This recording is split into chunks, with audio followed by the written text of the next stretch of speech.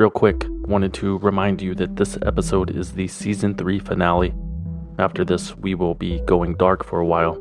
I need to stretch my legs before production on Season 4 begins. But don't panic. We will be back sooner than later, I promise.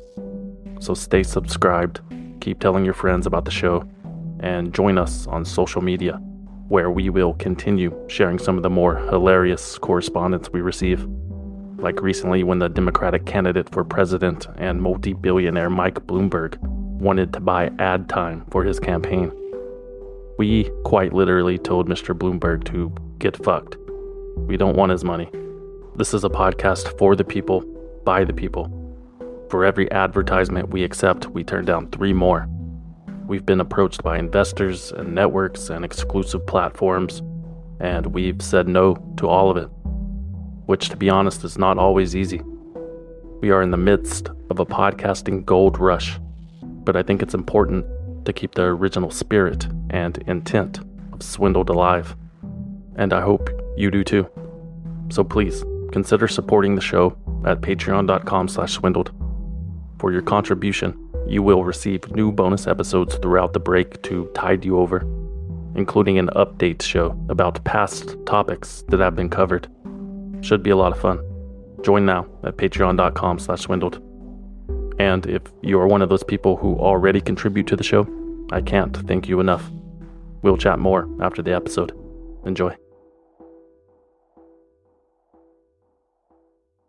I mean, is there any precedent for this? There is a precedent, not to this degree, though, Congressman. I mean, there are instances. So this is the worst country case that's ever happened in the country in terms of the level and length of exposure to lead through the drinking water. Is that a fair statement?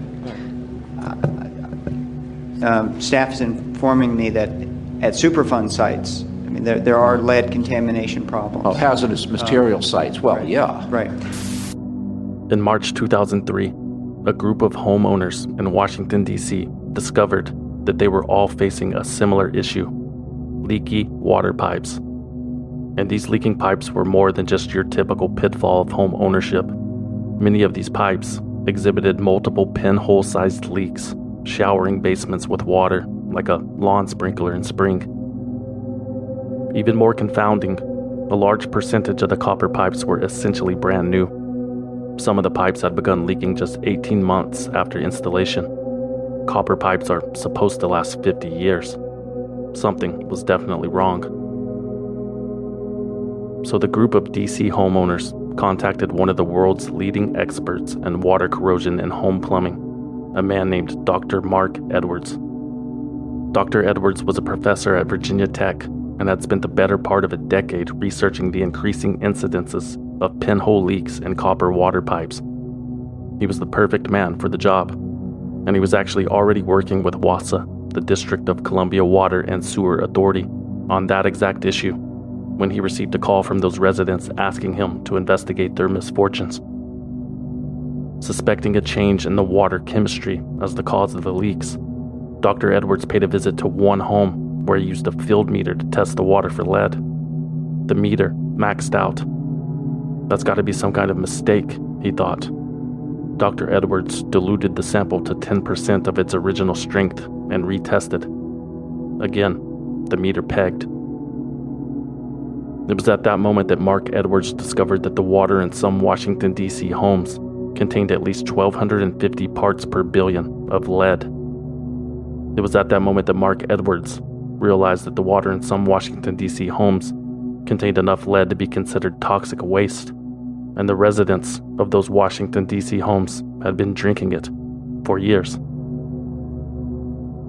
Exposure to lead is not safe at any level. In children, it can lead to brain damage, learning disabilities, behavioral problems, stunted growth, and more. In adults, hypertension, anemia, and an increased risk of miscarriages, and the effects are irreversible. According to the Environmental Protection Agency's lead and copper rule, the national standard for lead in water is 15 parts per billion. Again, any exposure to lead is dangerous, but according to federal guidelines, any level exceeding that 15 ppb threshold requires aggressive action by the municipalities and utility companies responsible for the water system. Needless to say, Mark Edwards' test results showing 1,250 ppb of lead in water was a prime candidate for aggressive action. Those tests were not the first signs of trouble in DC either. In 2001, more than half of the water samples taken from 53 homes in the DC area had exceeded the national standard. A year later, the Washington City paper published an article about a DC resident whose water tested 18 times higher than the action level. Yet the DC Water and Sewer Authority had not taken any action, nor had it informed the public, the city council, or the mayor about a potential widespread problem. But the Edwards test in 2003 could not be ignored. Or maybe they could. When Seema Bhatt, a water quality manager at the DC Water and Sewer Authority, encouraged her supervisors to take action based on the results of Mark Edwards' test, she was fired, improperly. A wider survey of the water quality in DC did eventually occur in the fall of 2003, when the tap water was tested at 6,000 homes in the area. 2/3 of the samples were found to contain lead levels higher than the acceptable amount. Customers were not notified until months later. There was a new warning on their water bills. They read, quote, "Some homes in this community have elevated lead levels. Lead can pose a risk to your health." That's it. No mention of drinking water or significant health issues, as required by regulations. WASA had also advised its customers to let the faucet run for at least 30 seconds before using the water. Additional sampling by Professor Edwards would reveal that lead levels were actually at their highest between 30 seconds and 1 minute. He told Prism magazine, quote, "The water utility and the EPA were inadvertently causing some people to drink the very worst water possible." Thanks to one homeowner whose water had failed the lead test, the press was finally tipped off in January 2004. Water in DC exceeds EPA lead limit. Front page news. The citizens of DC panicked, the politicians panicked, and by November, WASA's board of directors had signed off on a $300 million plan to replace all 23,000 of the city's lead pipes by 2010. All it took was 200 articles by the Washington Post and 6 congressional hearings. At one of those hearings, in March 2004, Professor Mark Edwards revealed the cause of the lead contamination. 4 years earlier, the DC Water and Sewer Authority had switched its treatment of the water from chlorine to monochloramine. Edwards testified that the monochloramine, which is used as a disinfectant, was leaching lead from the old pipes as well as the brass and copper fixtures in people's homes. That lead was being washed down the pipes, out of the faucets into drinking glasses, right into the bloodstreams of thousands of thirsty Washington, D.C. residents. Professor Mark Edwards had confirmed the treatment switch as the cause in research that was funded out of his own pocket. In early January, WASA had threatened to cut his funding and access to samples if he continued working with the homeowners. In other words, Edwards told Prism magazine, "I was either with them or against them." Days later, the EPA would discontinue its own subcontract with Mark Edwards. Realizing the severity of the issue, Professor Edwards couldn't eat, couldn't sleep. He lost 35 pounds in 3 weeks. Mark Edwards could not understand why governmental agencies like the DC Water and Sewer Authority and the Environmental Protection Agency, whose primary objectives are to protect the health and well-being of its citizens, dragged its feet for years on a major public health crisis. And even after the crisis was exposed, other agencies continued to downplay its effects. On March 30th, 2004, the United States Center for Disease Control released a report about the contamination, concluding that the elevated lead levels in DC drinking water, quote, might have contributed to a small increase in blood levels. In other words, the CDC concluded that despite the unprecedented exposure to lead, nobody was seriously hurt. 6 years later, thanks to emails obtained by Mark Edwards, through a Freedom of Information Act request. That Center for Disease Control report was proven to be falsified. The group of people tested, whom the report refers to as the worst case in the DC area, had actually not been affected at all. They had not been drinking the water, and the CDC had that knowledge when they were writing the paper. A congressional investigation has found that the nation's premier public health agency knowingly used flawed data to claim that high lead levels in DC's drinking water did not pose a health risk to the public. The day after the report was released, Mary Jean Brown, the head of lead poisoning prevention in the U.S., in response to an email from another official at the CDC asking her how the report was being received, replied, quote, "Today has been the first day in over a month that there wasn't a story on lead in water in the Washington Post, and also the first that I haven't been interviewed by at least one news outlet. I guess that means it worked." I mean, think about that. No matter where you are, it's not just lead and water. If they're not trustworthy on lead and water, which is the most black and white issue you can imagine, lead is the one chemical for which there's no dispute about the health effects at all. And if they blow it on that, if they lie and cover up lead and water problems, their most basic fundamental responsibility to the public, why should we trust them about anything? Before the CDC report was proven false, cities all across the world would point to it as proof that there was no reason to be concerned about lead in drinking water. What is now known is that thousands of children in the DC area had blood lead levels above the CDC threshold, all living with the long-term effects. And it is estimated that as many as 2,000 children were miscarried because of it. Yet there have been no apologies, no accountability by anyone. Not a single government official was fired or demoted or punished, other than the ones that tried to blow the whistle. In fact, the EPA gave their own DC lead response team a gold medal for, quote, "distinguished service of major significant environmental improvement and to public service." This is Professor Mark Edwards. That a couple of years went by and the agencies start to give themselves awards. Okay, you cannot make this shit up, people. If you do not learn from your mistakes, you are doomed to repeat them. And I was preparing for the day that somewhere, somehow, another city in the United States was going to get hammered by these environmental criminals. That day would come about a decade later in Flint, Michigan. A failure of government at all levels leads to a man-made water crisis in one of America's most vulnerable cities. On this episode of Swindled. They bribed government officials, clear violations of federal and state law, pay to play millions of taxpayer dollars that were wasted, paid tens of millions of dollars, $1 billion, dummied up its books and records to hide by falsifying its books and records, responsible for the collapse of the entire system. In this role of some kind of swindle, is that right?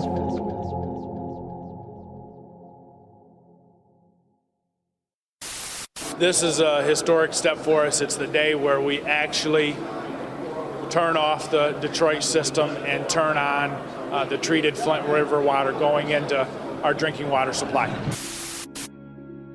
April 25th, 2014 was a day for celebration in Flint, Michigan. The city was taking control of its own tap water and ending its dependence on the city of Detroit, who had been pumping water to Flint for the past 50 years. There was a small glimmer of hope that Flint was finally on the path to recovery. Truthfully, there had not been a lot to celebrate about Flint, Michigan since General Motors downsized in the 1980s. What followed was vast disinvestment and abandonment and an increased crime rate. The once thriving vehicle city became one of the poorest places in America. 40,000 of its 100,000 residents live in poverty. The population of Flint used to be about 200,000 people, but half of them left town, mostly the white half. And when a city's population disappears, so does its tax revenue. In 2011, an auditor projected a $25 million deficit in the city of Flint's operating budget. In response, Michigan Governor Rick Snyder declared that Flint was in a state of financial emergency and appointed an emergency manager to take over all of the city's decision-making. One of the main culprits of that $25 million deficit was the city's water supply fund. Turns out pumping millions of gallons of water from the Detroit Water and Sewerage Department is expensive. It was costing Flint about $1 million every month. So city officials in Flint explored ways to switch away from its current provider to something else, something cheaper. Why not cut out the middleman? Detroit was getting its water from Lake Huron. Flint could build its own pipeline, join the Carignan Water Authority, and pull its own water from the same source. And in doing so, the city of Flint could begin its ascension out of its financial hole by saving $200 million over 25 years. Seemed like a no-brainer. On April 16, 2013, Emergency Manager Ed Kurtz, the second person to hold the position in less than a year, informed the state treasurer of Flint's decision to join the KWA. The next day, according to City of Flint officials, Detroit terminated the water contract and alerted them that service would end a year later. The only problem was that it would take 2 years to build Flint's new KWA pipeline. But city officials had planned for this. Until the pipeline was operational, the city of Flint would pump water from the local Flint River, which had served as the city's main water source until 1965. A temporary solution for a temporary problem. What's the worst that could happen? To squash any lingering doubts, the city of Flint sent out a press release quoting Michael Prisby of the MDEQ, the Michigan Department of Environmental Quality. He verified that the Flint River water was safe and that it adhered to the state's drinking water standards. Prisby said, quote, "Even with a proven track record of providing perfectly good water for Flint, there still remains a lingering uncertainty about the quality of the water. In an effort to dispel myths and promote the truth about the Flint River and its viability as a residential water resource, there have been numerous studies and tests conducted on its water by several independent organizations." In that same press release, Flint Mayor Dane Walling offered his own words of comfort, quote, "It's regular, good, pure drinking water, and it's right in our backyard. This is the first step in the right direction for Flint, and we take this monumental step forward in controlling the future of our community's most precious resource."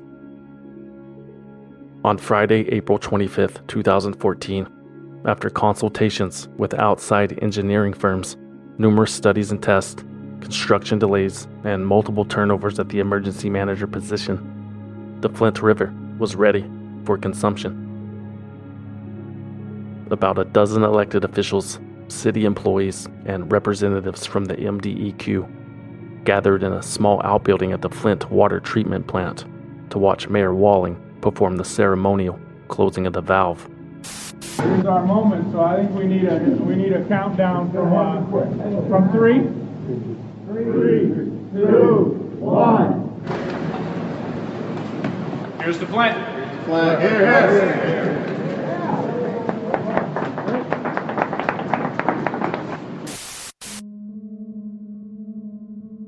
After the countdown, Mayor Walling pressed a small black button. A green light turned red. The pumps powered down and water stopped flowing in from the 36-inch pipe connected to Detroit. The switch was complete. The crowd erupted in applause. Darnell Early, the latest emergency manager, called it the best choice for the city of Flint going forward.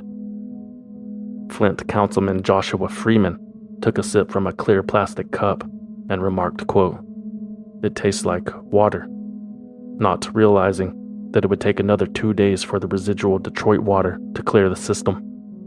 Not that he would have been able to notice anyway. It was the city of Flint's hope that the contrast between the two waters would be negligible.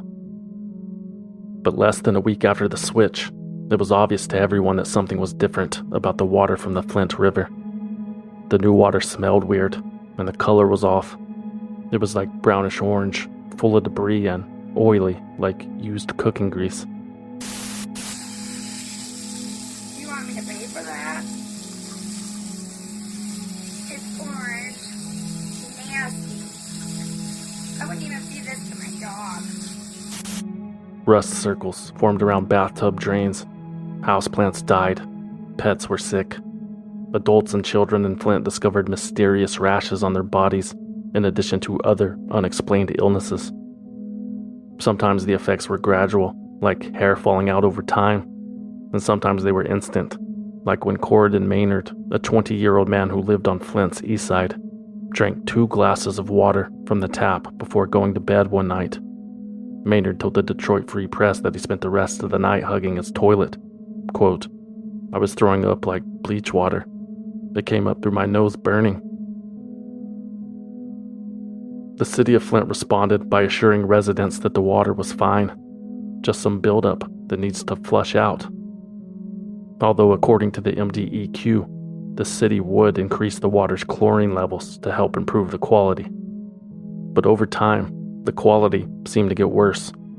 In August 2014, Flint's water tested positive for total coliform bacteria, which, while not harmful by themselves, are an indication of the possible presence of other disease-causing bacteria, such as E. coli. This discovery led to multiple boil water advisories for the citizens of Flint, as well as another increase in chlorine and other disinfectants in the water system. Residents were told they could safely resume drinking the water just 4 days later. On October 13th, General Motors announced that it had stopped using the Flint River water at its factory. The added chloride in the water was corroding its machines. GM said it would purchase water from a nearby suburb instead, until the pipeline was finished. Another side effect of the additional chlorine in the water was the increased level of trihalomethanes, or TTHM, a byproduct of disinfection. When chlorine reacts with microorganisms in water, TTHMs are left behind, and when consumed by humans, TTHMs can be carcinogenic. According to the EPA, years of exposure may cause liver, kidney, or central nervous problems, and an increased risk of cancer. On January 2nd, 2015, the TTHM levels in Flint's water far exceeded the acceptable amounts established in the Safe Drinking Water Act. It would later be revealed that it was at this time that the state government office in downtown Flint began purchasing bottled water for its employees and would continue doing so even after TTHM levels normalized. Yet, 4 days later, Mayor Dane Walling was telling reporters that the water in Flint was safe to drink. By now, the city of Detroit had heard about Flint's rough transition and offered to reconnect its water until everything was straightened out. Detroit even offered to waive the $4 million fee to restore service. But Flint emergency manager Darnell Early rejected the proposal. He said the city of Flint planned to hire water treatment consultants to work out the kinks. A few days later, Darnell Early resigned from his emergency manager position and was reappointed by Governor Snyder as the emergency manager of Detroit Public Schools, a promotion and a raise. Darnell Early was the third state-appointed emergency manager in as many years to quit on the city of Flint. It must be nice to be able to wash your hands clean.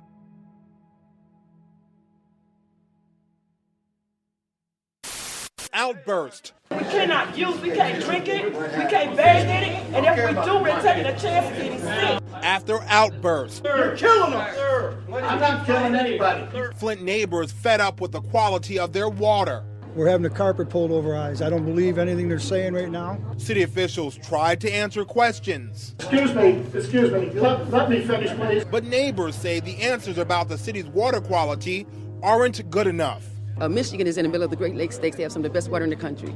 So there's no reason for this. We have been telling people to don't use the water until they think it's safe. While city officials admit the water quality isn't where they want it, they say it's safe to drink and they're working on improving it.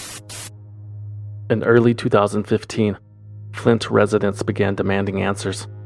they had been living with the dirty water for more than 6 months.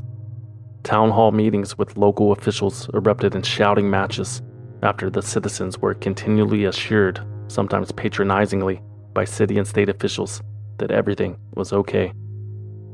Some residents like Tony Palladino, who had been escorted out of one of those meetings, was tired of the excuses. My eyes are burning. I can hardly breathe. My skin's all rashed up, and I'm furious about it. If you want me to be happy, give me some fresh water. Other residents like Leanne Walters had stopped using the Flint water months ago, not since she, her husband, and their 4 children found themselves covered in rashes. But what concerned Leanne Walters the most was the physical and mental development of her son Gavin, or lack thereof. She told NPR, quote, "I kept talking to the doctors, trying to figure out why he wasn't growing. He was 27 pounds at 4 years old. His hair was thinning, breaking out in rashes." Leanne said her son even had to relearn the alphabet. Gavin's underdevelopment was made more obvious because Gavin has a twin brother.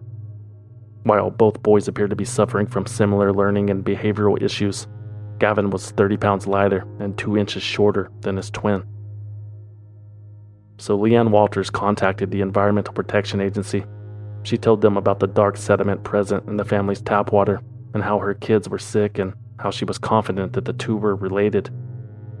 On February 6th, EPA manager Miguel Del Toro traveled to the Walters residence to test their water for lead. The results? 104 parts per billion, 7 times greater than the EPA limit of 15 parts per billion. Leanne was told to make sure nobody in her family consumed the water. It required further testing and monitoring, and she was given the phone number of someone who could help with that. Professor Mark Edwards arrived in Flint, Michigan with déjà vu. He and his team of researchers from Virginia Tech were there to test homes for a potential widespread lead and water issue, just like he had done a decade before in Washington, D.C. Professor Edwards gave Leanne hundreds of test kits so that Flint residents could collect samples from their homes and send them back to the university lab.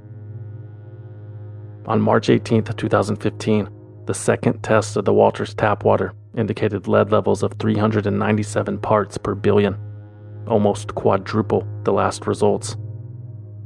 5 days later, the Flint City Council voted 7-1 in favor of doing everything possible to reconnect to the Detroit water system. But that vote was meaningless. Since the city of Flint was in a financial emergency, the city council was essentially powerless. The state-appointed emergency manager had the final say. So what did that state-appointed emergency manager say? I'm glad you asked. Quote, "Flint water today is safe by all EPA and MDEQ standards, and the city is working daily to improve its quality. It is incomprehensible to me that members of the Flint City Council would want to send more than $12 million a year to the system serving Southeast Michigan, even if Flint ratepayers could afford it. Water from Detroit is no safer than water from Flint." That quote comes from Jerry Ambrose, the 4th and final emergency manager of Flint, and so does this one. We want people to know, we know that just saying the water's safe, number one, is not enough. Okay, we want them to feel that it is safe, and we also need to improve the quality. And we're working on that every day. But Jerry Ambrose did not stick around to see the fruits of his labor. On April 29, 2015, the financial emergency in Flint, Michigan was declared over, and Jerry Ambrose vacated his position. Major financial and policy decisions would now be overseen by a, quote, receivership transition advisory board. But for the most part, the mayor and the city council could resume their pre-emergency roles. A few weeks earlier, Leanne Walters had received news that no parent wants to hear. At that time, I got a frantic phone call, April 2nd, telling me my son had lead poisoning and anemia from the lead poisoning. Another test of the tap water at the Walters residence in the spring of 2015 found lead levels of an astounding 13,200 parts per billion. This is Professor Mark Edwards. We found the worst lead and water contamination that I have seen in 25 years, and believe me, I've seen a lot. Hazardous waste levels of lead coming out of her tap water. And the cause of the lead contamination in Flint was similar to what Professor Edwards had seen in other places. The whole problem arose because this corrosive water source was put into this distribution system. So the corrosion's eating up the pipes, it's eating up the iron pipes, it's causing main breaks, it's causing discolored water. In about 20% of the homes, there's just too much lead. Researchers from Virginia Tech had discovered that the water from the Flint River was more corrosive than the Detroit water from Lake Huron. And that corrosive water was leaching lead from the pipes and service lines that delivered water to thousands of homes throughout the city. And thanks to months of sleuthing through technical documents, Leanne Walters discovered that the entire crisis could have been avoided. Leanne Walters discovered that the city of Flint had not implemented a corrosion control plan. Most cities, like Detroit for example, avoid corroding pipes by treating their water with corrosion-inhibiting chemicals, such as orthophosphate. These chemicals basically form a protective mineral crust on the insides of the pipes, so the water never actually makes contact with the metal. When these chemicals are not present, the corrosivity of the water and the chlorine and disinfectants begins eating away at that mineral crust and eventually at the lead beneath it. Next thing you know, that mineral crust and lead is filling up your glass. Professor Edwards told NPR that Flint was the only city in America that he was aware of that did not have a corrosion control plan. And nobody would know why that was the case until months later. In an email to a Detroit newspaper, Dan Wyant, director of the Michigan Department of Environmental Quality, said it was a simple mistake. The staff at MDEQ had never worked on a source switch as large as Flint's. He said that at the time, they thought they had used proper protocol, but it turns out they had not. But hey, they tried their best. A for effort, Dan. On June 24th, 2015, Miguel Del Toro at the EPA learned about the lack of corrosion control plan and the alarmingly high levels of lead in Leanne Walters' home. He immediately sent out an internal memo to his superiors at the agency expressing his concerns. The EPA, whose regional administrator in the area was Susan Hedman, never made a move. A few weeks later, that internal memo leaked into the hands of the local chapter of the ACLU, who published a video on its website detailing its contents. That very same day, when most of the city was learning about the possibility of a widespread lead contamination, the mayor of Flint, Dane Walling, was on the local TV news taking a swig. Okay, so we are here on the set, Mayor, back on the set. Are you ready to drink it? Yeah, okay. My family and I drink the water every day, so. It's your standard tap water. You taste a little bit of the chlorine. All of our tests ever since this year have been comparable with what we used to get out of Detroit. Now, last year was different. The chlorine level was elevated. There were the TTHMs, which is actually colorless, but it's a concern. But those issues have been put behind us, and now I think it's more a matter of the perception. When Michigan Public Radio reached out to the MDEQ for comment about the leaked memo, spokesman Brad Werfel put it bluntly, quote, "Let me start here. Anyone who is concerned about lead in the drinking water can relax." Werfel added that while he hadn't actually read the memo, the MDEQ's own test proved it wrong. He said the city of Flint was within federally mandated levels and that the Leanne Walters case was simply an anomaly. What we now know is that the city of Flint was within federally mandated levels because the state had omitted 2 samples from its report. 2 of the highest samples, which was enough to drop the average below the action level. Meanwhile, the EPA was conducting damage control of its own. The agency's regional administrator, Susan Hedman, called Mayor Walling to personally apologize. She said the memo had not been reviewed and should have never been released, and she referred to Miguel Del Toro, the author of the memo, as a rogue employee who did not speak for the entire agency. There would be no action taken by the EPA in regards to the lead in Leanne Walters' home, nor anyone else's. Not until there was proof that lead was a widespread issue. Enter Professor Mark Edwards and his batch of freshly tested water samples. By September 2015, Flint residents had returned 90% of the 300 testing kits he had passed out, and according to those testing kits, 40% of Flint homes had elevated lead levels. Professor Edwards also set up visual tests to demonstrate just how much more corrosive Flint's water was than Detroit's. His final recommendation was for the state to declare the water unsafe for drinking or cooking. The results of the test were sent to the MDEQ, who dismissed them almost immediately. In an email to an MLive journalist, MDEQ spokesman Brad Werfel wrote, "It's scientifically probable a research team that specializes in looking for lead in water could have found it in Flint when the city was on its old water supply. We won't know that because they've only just arrived in town and quickly proven the theory they set out to prove.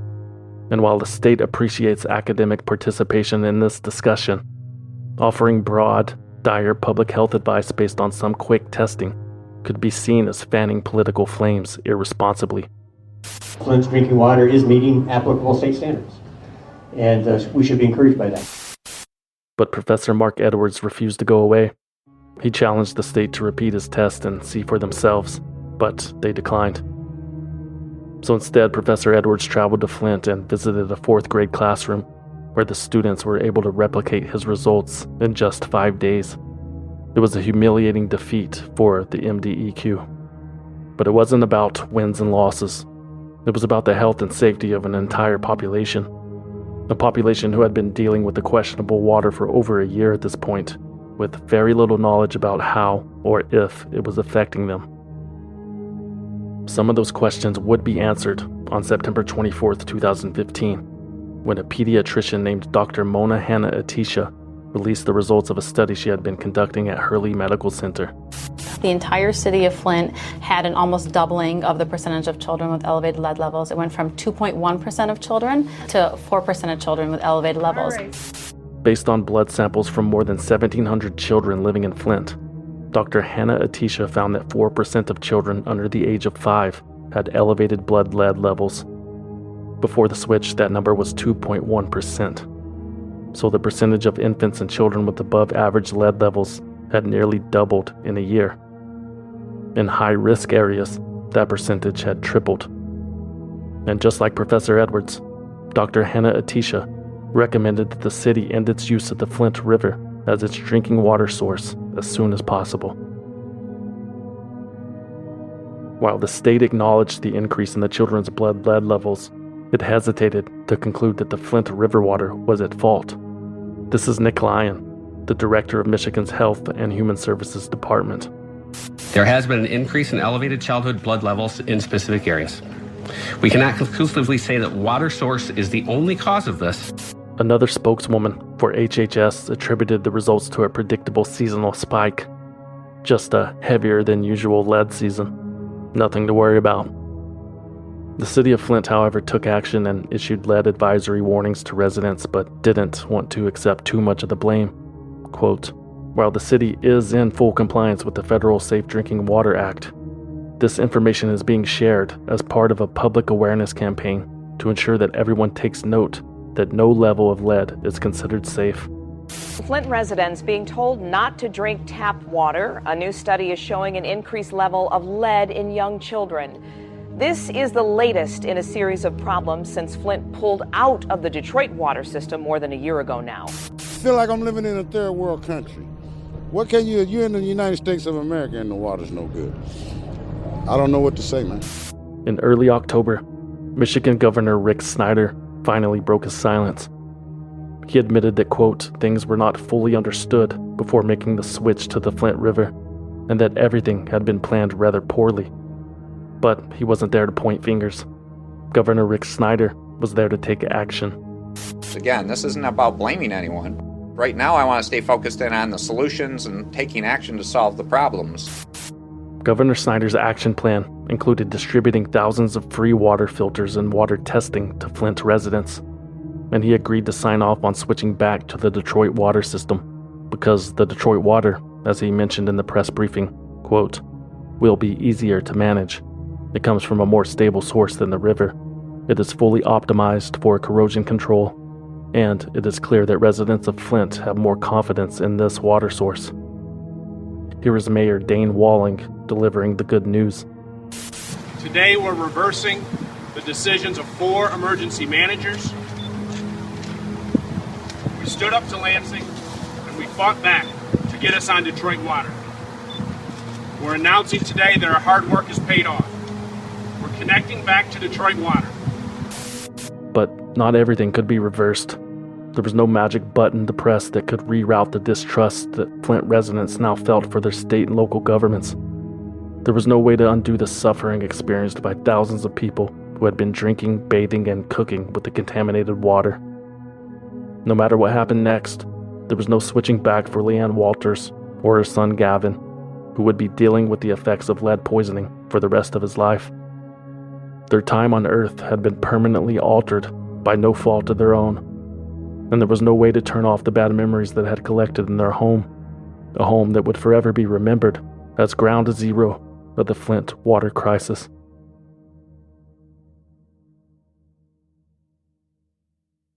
Generally, I have not been doing stunts here, but, and this used a filter. The water around this table, was Flint water that was filtered. And it just confirms what we know scientifically, which is that if you're using a filter, if you're installing it, then Flint water at this point is drinkable. By 2016, the Flint water crisis had become national news. President Barack Obama visited the city to see firsthand what it was dealing with and to offer some reassurance, as long as there was a filter in place. Speaking of hope and change, Flint had elected a new mayor the prior November, and a lot of notable events had transpired since then. Unsatisfied with incumbent Dane Walling's response to the crisis, the citizens of Flint turned to Karen Weaver, the lifelong resident who promised to solve the water issue. It's a twofold kind of situation. We have an infrastructure crisis, but we have a public health crisis in the city of Flint right now.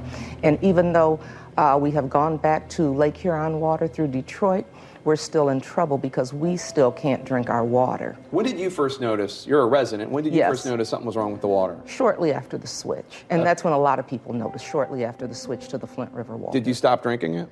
I didn't start drinking it. 1 month after taking office, Mayor Weaver declared a state of emergency in Flint. I, Mayor Karen W. Weaver, declare a state of emergency in the city of... Another move that was downplayed by the state. This is HHS Director Nick Lyon. This is certainly a situation that deserves attention. I do not think that it rises to the level of a statewide emergency. Why not? There's just, we are here with the resources necessary to address the situation without that declaration, so I don't think it's necessary from that perspective. The same month that the emergency declaration was made, the State Department that Nick Lyon oversaw produced an online poster informing residents that it was safe to bathe in the contaminated water. The poster featured 2 smiling babies, one white, one black, with text bubbles that read, quote, "Hey Flint, it is safe to wash. Lead and bath water will not soak into your skin fast or at high levels. Unfiltered warm tap water is okay for showers and baths, for you and your kids. Just don't let the kids drink the bath water when they play in the tub. Yuck." Even though the information on the poster was true, human skin does not absorb lead and water. It was just another example of how tone-deaf and bumbling the state of Michigan's response to the crisis had been. But changes were coming. On December 28, 2015, the Flint Water Advisory Task Force, created by Governor Rick Snyder, released its preliminary report on the crisis and placed the blame directly at the state of Michigan's feet. In a letter to the governor, the independent investigators concluded, quote, "We believe the primary responsibility for what happened in Flint rests with the Michigan Department of Environmental Quality. Although many individuals and entities at state and local levels contributed to creating and prolonging the problem, MDEQ is the government agency that has responsibility to ensure safe drinking water in Michigan. It failed in that responsibility and must be held accountable. The report also accused MDEQ of responding to residents, doctors, and engineers with, quote, aggressive dismissal, belittlement, and attempts to discredit.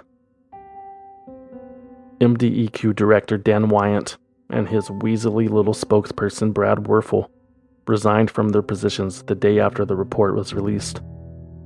A week later, Governor Rick Snyder declared his own state of emergency and requested $55 million in assistance from the federal government so that Flint could install lead-free pipes throughout the city. The move was quite a departure from the state's recent responses. It was almost like Governor Snyder knew something that the citizens of Flint did not. 1 week after his emergency declaration, Snyder again found himself behind the podium. This is to continue the fact that we want to make sure we're making good communications with respect to Flint. The information was just recently presented to me, and I thought it was important to share. Over the course of 2014 and 2015, we saw a spike in Legionnaire's disease within Genesee County. If you go back to the prior years, I believe the numbers for the preceding years before 2014, we had 6 cases, 11 cases, 13 cases, and 8 cases. In 2014, we had 45 cases. And then in 2015, there were 42 cases. Legionnaire's disease, a pneumonia-type illness, is caused by breathing in Legionella bacteria found in untreated fresh water. Although the elderly and those with compromised immune systems are most affected, Legionella is so dangerous that it has been experimented with in biological weapons, which is an apt comparison to what happened in Flint. Since the switch to the Flint River in 2014, cases of Legionnaire's disease in the area had more than quadrupled the rates of prior years, an outbreak that would ultimately account for more than 80 diagnoses and 12 deaths. Although PBS Frontline would later discover that the true number could be much higher due to patients being misdiagnosed for pneumonia, which dozens more had succumbed to during the same time period. 1 week after Snyder's Legionnaire's announcement, in response to the governor's urging, President Obama declared a federal emergency. I am very proud of what I've done as president, but the only job that's more important to me is the job of father. And I know that if I was a parent up there, I would be beside myself that my kid's health could be at risk.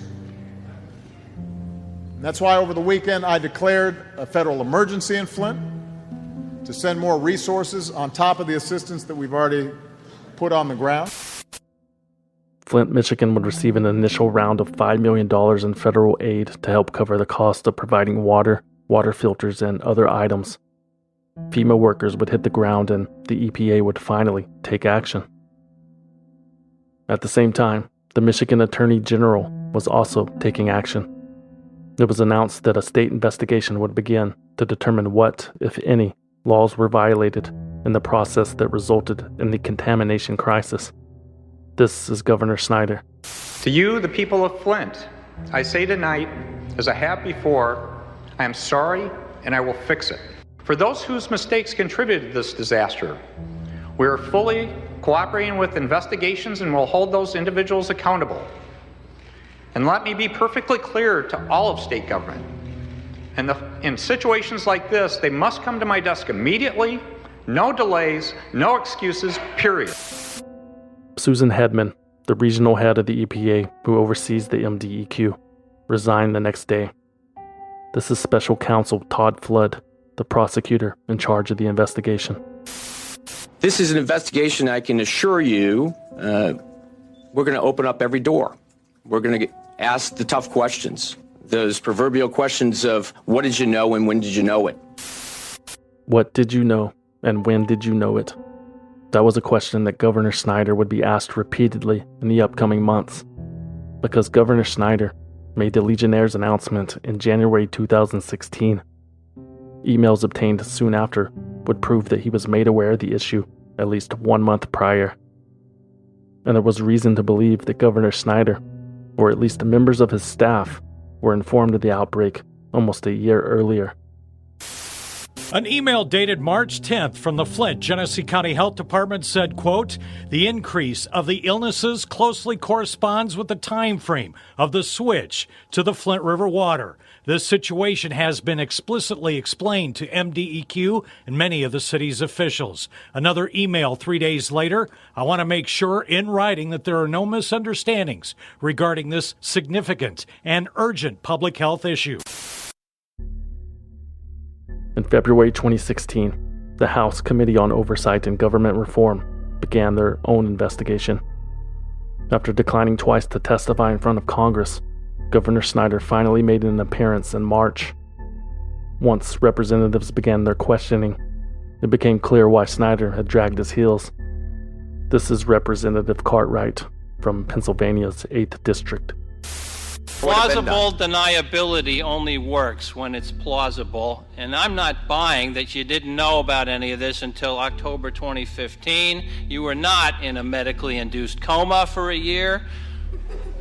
And I've had about enough of your false contrition and your phony apologies. Susan Hedman from the EPA bears not 1/10 of the responsibility of the state of Michigan and your administration, and she resigned, and there you are, dripping with guilt, but drawing your paycheck, hiring lawyers at the expense of the people, and doing your dead-level best to spread accountability to others and not being accountable. It's not appropriate. Pretty soon, we will have men who strike their wives saying, "I'm sorry, dear, but there were failures at all levels." People who put dollars over the fundamental safety of the people do not belong in government, and you need to resign too, Governor Snyder. Representative Brendan Boyle echoed his colleague's sentiment that the governor of Michigan should resign. Governor, don't you have a moral responsibility to resign? My commitment is to fix the problem. This is a case where we should have demanded more answers. I said that in my opening statement.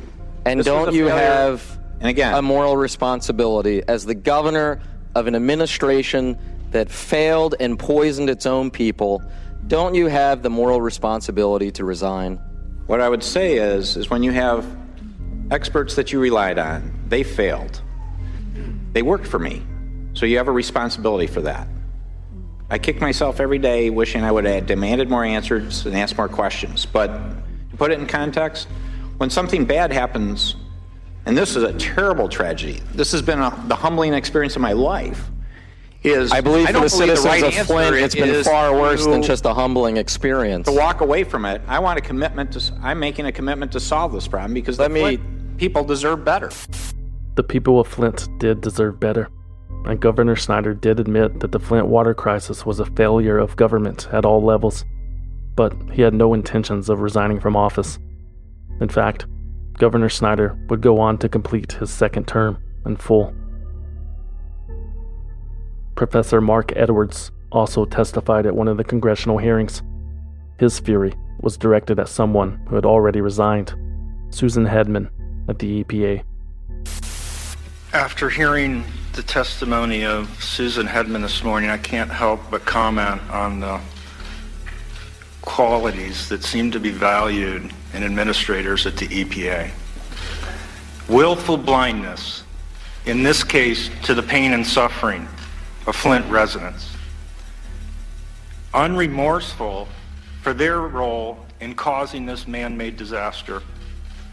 And completely unrepentant and unable to learn from their mistakes. Ms. Hedman said EPA had nothing to do with creating Flint. EPA had everything to do with creating Flint. Because the EPA has effectively condoned cheating on the lead and copper rule monitoring since 2006.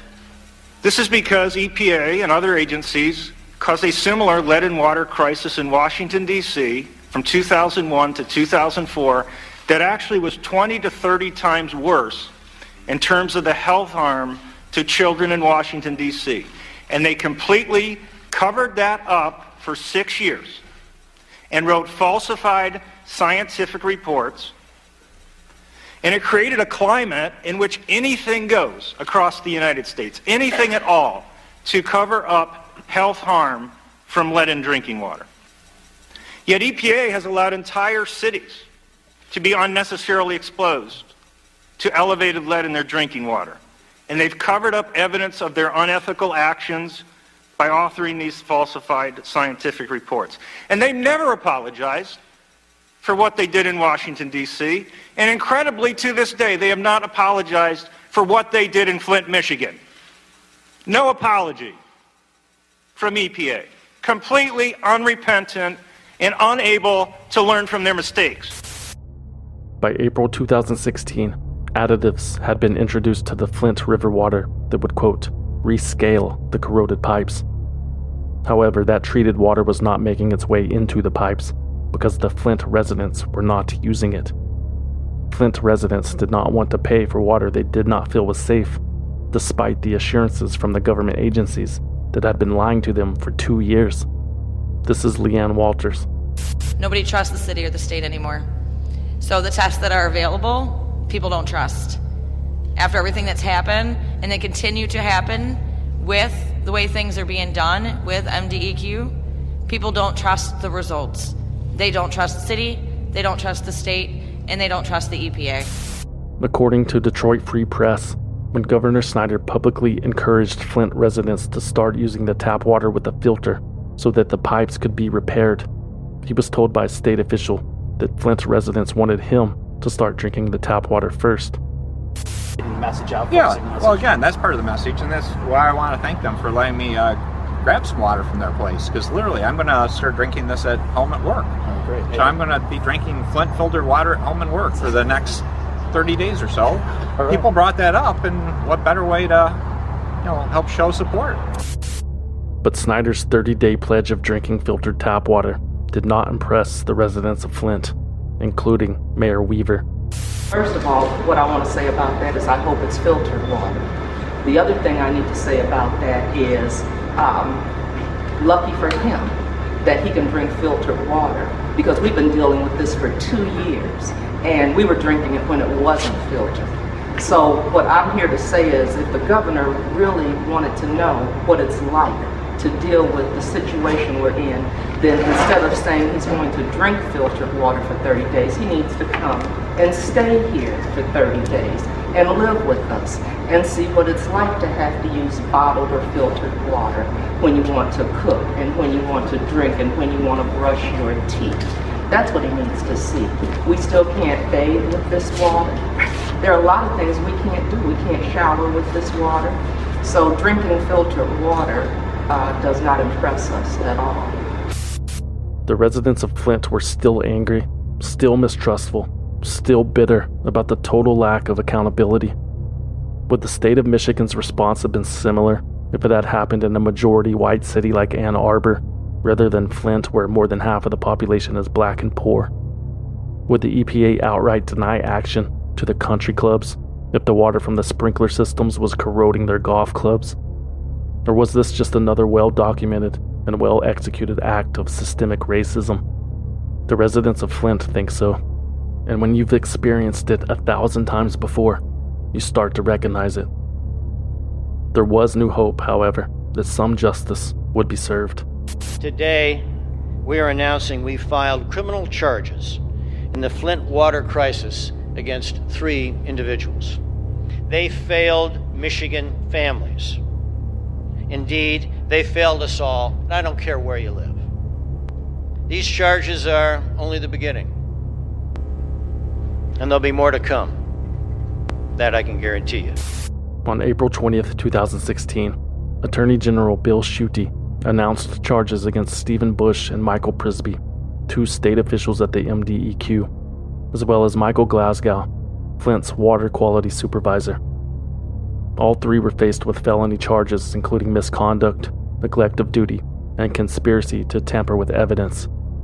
It was alleged that Bush and Prisby instructed Glasgow to discard the 2 lead samples so the city would remain within the acceptable tolerance. That July, 6 more state officials were charged with similar crimes. Leanne Schechter-Smith, Adam Rosenthal, and Adam Cook from MDEQ, and Nancy Peeler, Corrine Miller, and Robert Scott from the Health and Human Services Department. Attorney General Schuette said the crimes of the 6 individuals varied, but there was a common theme. Quote, each of these individuals attempted to bury or cover up, to downplay or to hide information that contradicted their own narrative, their story. And their story was there's nothing wrong with Flint water, and it was perfectly safe to use. In essence, these individuals concealed the truth. They were criminally wrong to do so, and the victims are real people. They are families who have been lied to by government officials and treated as if they don't count. Well, they do count. The tragedy that we know as the Flint water crisis did not occur by accident. No. Flint was a casualty of arrogance, disdain, and a failure of management. An absence of accountability, shirking responsibility. All too prevalent and very evident during the course of this investigation has been a fixation on finances and balance sheets. This fixation has cost lives. This fixation came at the expense of protecting the health and safety of Flint. It's all about numbers over people, money over health. The investigation continued to make its way to the top. 4 more officials were charged with felonies in December, including Jerry Ambrose and Darnell Early, the 2 former state-appointed emergency managers who orchestrated the switch. The allegations were that Ambrose and Early misused bond money that was supposed to go toward the cleanup of a lagoon of lime sludge and instead steered it toward the KWA pipeline. The city of Flint would have been unable to obtain the pipeline funding on its own, so the emergency managers took advantage of a loophole that allowed even cities without a credit rating to borrow millions of dollars in cases of fires, floods, or other calamities. Jerry Ambrose was also accused of having known about the spike in Legionnaire's disease almost a year before the public was warned. He apparently told the Genesee County Health Department that he didn't want to tell anybody because it would, quote, inflame the situation. 2 weeks later, Ambrose was declaring the Flint water safe to drink and overriding the city council's decision to switch back to Detroit water. Darnell Early and Jerry Ambrose were the highest-ranking officials charged in the investigation so far. Howard Croft and Doherty Johnson, 2 City of Flint officials, were also charged with false pretenses for their roles in the switch. But the most serious charges of the investigation came the following year. On June 14, 2017, Attorney General Schuette announced involuntary manslaughter charges related to the Legionnaire's outbreak against Darnell Early, Howard Croft, Leanne Schechter-Smith, and Stephen Bush, all of whom had already been charged with other crimes. Also charged were Eden Wells, the state health department's chief medical executive, and Nick Lyon, the health department's director. Among other highly questionable decisions, Nick Lyon had allegedly stopped Wayne State University from researching the Legionnaire's issue. When the doctor from the university expressed concern to Nick Lyon that his decision could lead to more deaths, Mr. Lyon responded that he couldn't save everyone and that people, quote, have to die of something. That statement would come back to haunt Nick Lyon at his trial. And first at 10, a bombshell game changer tonight in the Flint water crisis. All charges have been dropped, but the investigation will continue. Just kidding. There was no trial. Not yet, anyway. After 3 years, $8 million of expenses, and multiple guilty pleas, the new Michigan Attorney General, Dana Nessel, decided to dismiss all the pending criminal cases. Prosecutors alleged that the investigation had been botched and pledged to start over from scratch. They had uncovered over 20 million documents that had not been reviewed and were critical of how their predecessors offered plea deals to 7 officials that resulted in no jail time. The new administration promised to move forward with a more, quote, thorough, methodical, and ethical investigation. While it is possible that similar charges will be refiled against the culprits, so far, many of them have already been dropped. As of February 2019, more than 75 lawsuits have been filed in regards to the crisis. Lawsuits against the city of Flint, the state of Michigan, Genesee County, Governor Snyder, the MDEQ, the EPA, the two engineering companies who were hired to consult the city on the switch, and so on. In January 2020, the Supreme Court declined to hear two of the cases, allowing them to proceed in the lower courts and asserting the Flint residents' right to a remedy. Flint has replaced more than 6,000 lead pipes, but nearly 10,000 are left. The state insists the water quality is restored. Reportedly, lead levels in Flint's water have been below federal limits since January 2017, thanks to hundreds of millions of dollars in grants, aid, and other donations. Thousands of service lines and lead pipes have been inspected or replaced. According to Michigan Radio, Flint's drinking water system has become one of the most closely monitored and most rigorously tested in the country, for obvious reasons. In fact, at this point, Flint's lead levels are better than at least 6 other cities in Michigan alone. But the long-term effects of the crisis are still not fully known. According to a new medical research study, fetal death rates increased by 58% in Flint after the city switched its water source back in April of 2014. The researchers say between 198 and 276 more children would have been born had Flint not enacted that switch in the water supply. As for the citizens of Flint, they're still using water filters, still relying on bottled water donations, still not trusting the government. Many of the residents are not convinced that the water is safe, including the mayor. And after everything that has transpired, can you blame them? There is a reason to be wary. Thanks to aging infrastructure and cuts to environmental regulations and funding, this could happen again. It's already happening. In the United States, in Canada, in Australia. It's possible anywhere brass or copper pipes are installed. As Professor Mark Edwards said after the Washington, D.C. crisis, if we do not learn from our mistakes, we are doomed to repeat them. Flint has already proven him correct. The question is, have we learned from our mistakes? If not, it's only a matter of time before what happened in Flint, Michigan, happens in your backyard. Dr. Mark Edwards exposed high levels of lead in Flint, Michigan, and now he is coming to Newark. These lead levels are quite high. 400 ppb, one glass of water could really be a very harmful exposure to a child.